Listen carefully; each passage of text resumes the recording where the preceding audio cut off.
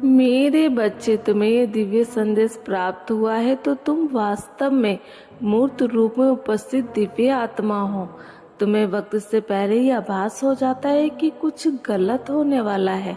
तुम्हें अपने आसपास के लोगों के बारे में आभास होता है कि उनके जीवन में सब कुछ ठीक है या नहीं। तुम्हारे प्रियजन के जीवन में भी अगर परेशानी आती है तो उसका आभास भी तुम्हें पहले ही होने लगता है। मेरे बच्चे, तुम उस पर अमल नहीं कर पाते, उसके प्रति कोई क्रिया नहीं कर पाते, क्योंकि तुम अभी ये नहीं समझ पाए हो कि वह दिव्य शक्ति तुम्हारे जीवन में कैसे कार्य कर रही है। मेरे बच्चे, दयालुता तुम्हारे लहू में बह रही है। मेरे बच्चे, दिव्य शक्ति तुम्हें निरंतर संकेत भेजती रहती है, कभी तितलियों के माध्यम से तो कभी अन्य जीवों के माध्यम से, तो कभी वृक्षों तो कभी संख्याओं के माध्यम से, तो कभी कभी वाणी के माध्यम से। लेकिन तुम आंखों पर ऐसी पट्टी बांध कर बैठे हो जिसे तुम देख नहीं पा रहे हो। तुम अपने विचारों को इतना संकुचित कर चुके हो कि उस पार देख नहीं पा रहे हो। तुम उन संकेतों को अनदेखा कर देते हो।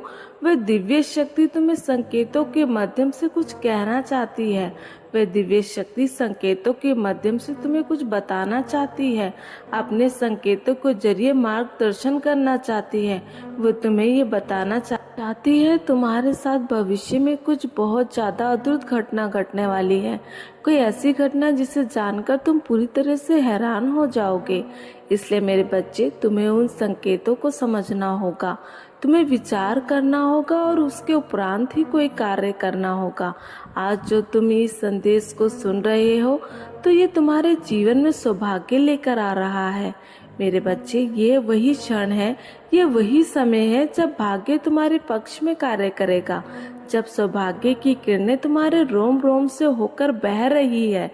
मेरे बच्चे, तुम अपनी इच्छा शक्ति से, अपने संकल्प से अपने कार्य को पूर्ण कर सकते हो, अपने रोगों को ठीक कर सकते हो। अपनी इच्छा शक्ति से तुम उस कार्य को भी संभव बना सकते हो जो अब तक तुम्हें असंभव सा लगता आया।